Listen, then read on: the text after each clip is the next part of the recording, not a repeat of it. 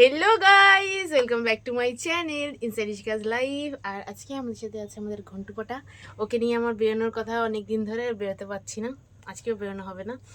তো আমাদের বাড়িতে আজকে একজন আসছে, ঠিক আছে, আমার কাকা।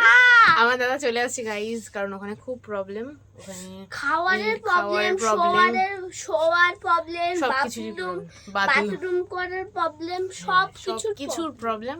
তো মানে ধোয়া ওরে মুছে লাগে, কিন্তু ওখানে মুখ দেখা যায় আপনারা কাজ করছেন। হ্যাঁ, আবার ওখানে কিন্তু খুব আমাকে আসল কথাটা বলতে দিন। গ্রামের দিক, আমাকে আসল কথাটা বলতে দিবেন।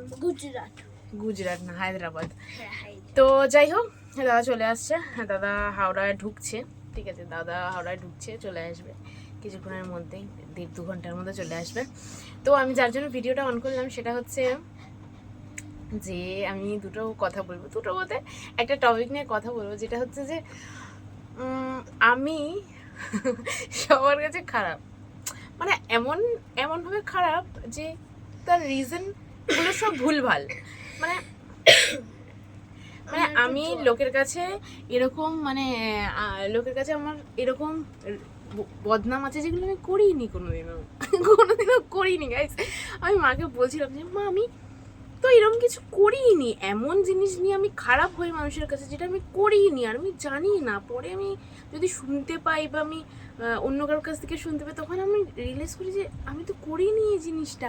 এমন অনেক কিছু মন্তব্য করে বা আমার পেছনে অনেক মন্তব্য করে যে আমি আমি সেরকম হ্যাঁটে ব্যাটে হেনা তেনা আমাকেও বলে। আমি তার এক্সপ্লেনেশন এখন আর দিই না, বরং আমার হাসি পায় সেই জিনিসগুলো শুনলে, কারণ আমার খুব ভাল লাগে যে আমি এমন একটা জিনিসের জন্য আমাকে লোকজন কথা শোনাচ্ছে যেটা আমি করিনি, ঠিক আছে।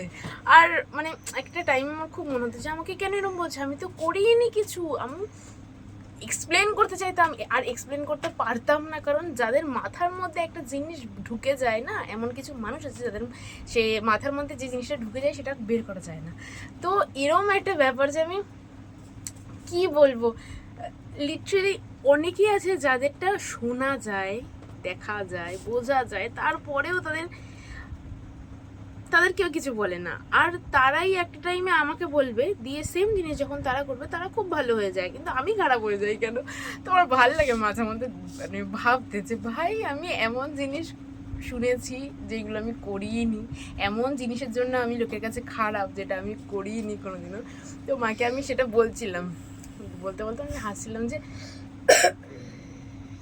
কি দারুণ না ব্যাপারটা। তো তোমাদের কার কার সাথে এরকম হচ্ছে বলো। আমি জাস্ট আমার এই একটা জিনিস একটু মনে হলো, ঠিক আছে, আমি মার সাথে কথা বলছিলাম, তাই জন্য যে ভিডিওটা করি। তোমাদের কার কার সাথে এরকম হয়েছে আমাকে বলো কমেন্ট করে। এই ভিডিওটা ছোটোই হবে, আমি বড় ভিডিও করতে পারছি না, তো আর এমনি কিছু করার নেই।